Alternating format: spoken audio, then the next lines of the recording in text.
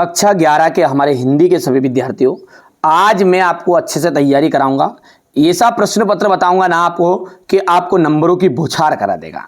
ठीक है, बड़ी रिसर्च के बाद लगातार तैयारी कराई है मैंने आपकी, और अभी तक नहीं देखे तो प्लेलिस्ट को एक बार चेकआउट भले कर लेना आप।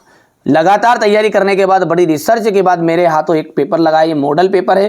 ठीक है, बड़ी रिसर्च के बाद मैंने इसकी जानकारी ली और आपके लिए प्रस्तुत कर रहा। बहुत सारे क्वेश्चन इसमें से एग्जिट वो आज आपके पेपर में देखने को मिलेंगे। चलिए, तो देर क्यों कर रहे हैं, अपन फटाफट से शुरू करते हैं। हिंदी साहित्य का स्वर्ण युग कहलाता है भक्ति काल। चन्न मल्लिकार्जुन का क्या अर्थ है? शिव। प्रेमचंद का प्रसिद्ध उपन्यास। शास्त्रीय कलाओं का मूलाधार क्या है? लोक कला। भारत में छपने वाला पहला अखबार था गजट, बंगाल गजट। रचना के अनुसार वाक्य के भेद होते हैं 3। राजनीतिज्ञ जनता को बड़े बड़े सपने दिखाते हैं। गीत भरोस कविता के रचयिता है भवानी प्रसाद मिश्र। जामुन के पेड़ के नीचे दबे आदमी की फाइल भी पूर्ण हो चुकी है। ठीक है, मध्य प्रदेश में भीमबेटका की गुफाएं सेल चित्रों के लिए जानी जाती है। शब्दकोश। ठीक है, शब्दकोश ना केवल शब्दों के अर्थों को बताता है बल्कि शब्दों का खजाना होता है। यहां से देखिए, प्रबंध काव्य के 2 भेद होते हैं, महाकाव्य और खंड काव्य। चलिए, इसके बाद में अगला देखते हैं। अगला है आपका खेदड़ों की दानी 120 कुइया। सरकारी पत्र औपचारिक पत्र कहलाते हैं। खंड काव्य पंचवटी एक खंड काव्य का उदाहरण है। संक्षेपण लघु संक्षेपण जो जाएगा पूर्ण संक्षिप्तता, स्पष्टता एवं शुद्धता। और अनुच्छेद जो होता है ना, वो आपका एक तरह का लघु निबंध ही होता है। बिहारी सतसई किस काल की रचना है? बिहारी सतसई जो है रीति काल की रचना है। मियां नसरुद्दीन कितने किस्म की रोटियां पकाने के लिए मशहूर थे? 56 किस्म की।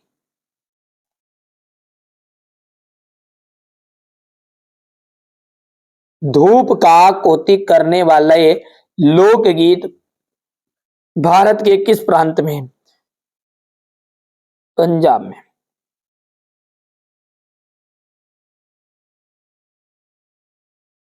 कंपनी उम्मीदवार को किसके आधार पर चुनती है? स्वावृत्त के।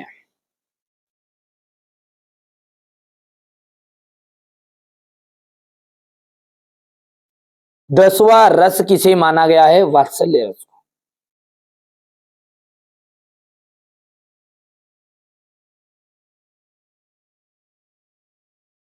रोला छंद में यति कहाँ होती है? 11 और 13 मात्राओं पर। 11 और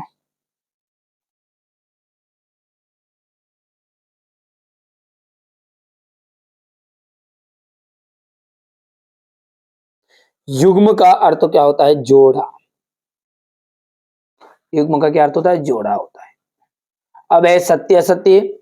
पंथेर पांचाली की शूटिंग करने के लिए बिल्कुल नया और सुसज्जित घर मिला। असत्य बात है।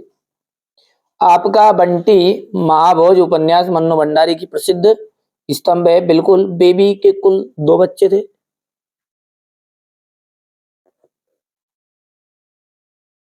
अगला है रस को काव्य की आत्मा कहा था। बिल्कुल। हाँ और ही भी आदि का निपात शब्द है। सत्य। क्वेश्चन नंबर 6 से है ना, पूरे सॉल्यूशन अपन अगले वीडियो में आपको कवर कराएंगे अच्छे से। प्रगतिवादी कविता की कोई 2 विशेषताएं लिखिए। भारतेंदु युग की 2 प्रवृत्तियां बतानी है। यदि चंपा पढ़ी लिखी होती तो कवि से कैसे बात करती? दूसरे वचन में ईश्वर से क्या कामना की गई है और क्यों? हिंदी के 2 प्रमुख कहानीकारों के नाम एवं उनकी एक रचना लिखिए। कहानी और उपन्यास में अंतर आपको बताना है।